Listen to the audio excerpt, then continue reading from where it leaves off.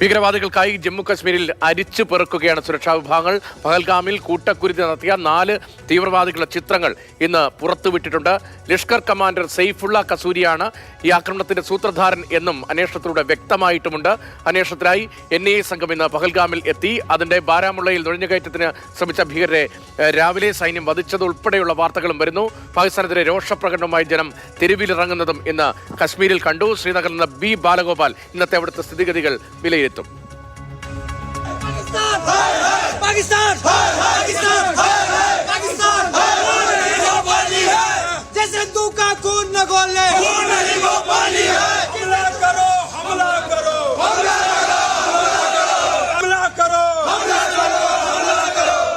പഹൽഗാം ഭീകരാക്രമണത്തിന് ശേഷം കശ്മീരിലെ ജനജീവിതം സാധാരണ നിലയിലേക്ക് മടങ്ങുന്ന കാഴ്ചയാണ് നമുക്ക് ഇന്ന് കാണാൻ വേണ്ടി കഴിഞ്ഞത്.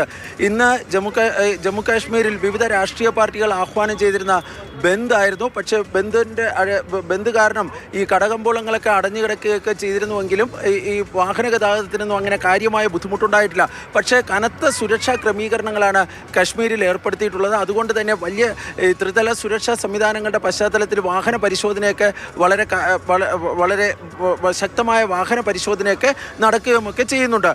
ഇവിടെ കുടുങ്ങിക്കിടന്നിരുന്ന അല്ലെങ്കിൽ കശ്മീരിൽ ഇപ്പോൾ ഉള്ള ഈ വിനോദസഞ്ചാരികളെ മറ്റും അവരുടെ നാടുകളിൽ എത്തിക്കുന്നതിനുള്ള സംവിധാനങ്ങളും മറ്റും സർക്കാർ ഏർപ്പെടുത്തുകയും ചെയ്യുന്നുണ്ട്.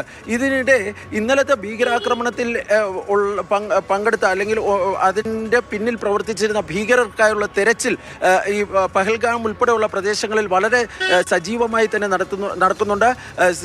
കരസേന, സൈന്യം, അതുപോലെ തന്നെ ജമ്മു കാശ്മീർ പോലീസ്, വിവിധ രഹസ്യാന്വേഷണ ഏജൻസികൾ എന്നിവയൊക്കെ ആ ഓപ്പറേഷനിൽ ഭാഗമാക്കുകയും ചെയ്യുന്നുണ്ട്. NIA ഉദ്യോഗസ്ഥർ ഇന്ന് പഹൽഗാമിൽ എത്തിയിരുന്നു. അവർ വിശദമായി പരിശോധനകൾ നടത്തിയിരുന്നു. ഈ കേസിൻ്റെ അന്വേഷണം NIA ആണ് നടത്താൻ വേണ്ടി പോകുന്നത്. കേന്ദ്ര ആഭ്യന്തരമന്ത്രി അമിത്ഷായും ഇന്ന് പഹൽഗാമിൽ എത്തുകയും ചെയ്തിരുന്നു.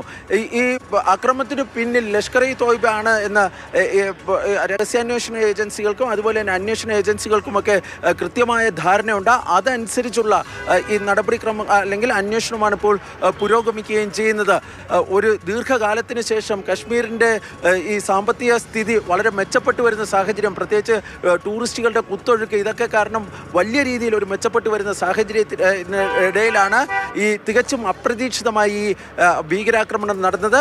ഏതായാലും കശ്മീർ ജനത ഒറ്റക്കെട്ടായി ഈ ഭീകരാക്രമണത്തെ തള്ളിപ്പറയുന്ന കാഴ്ചയാണ് നമുക്ക് കാണാൻ വേണ്ടി കഴിഞ്ഞത്.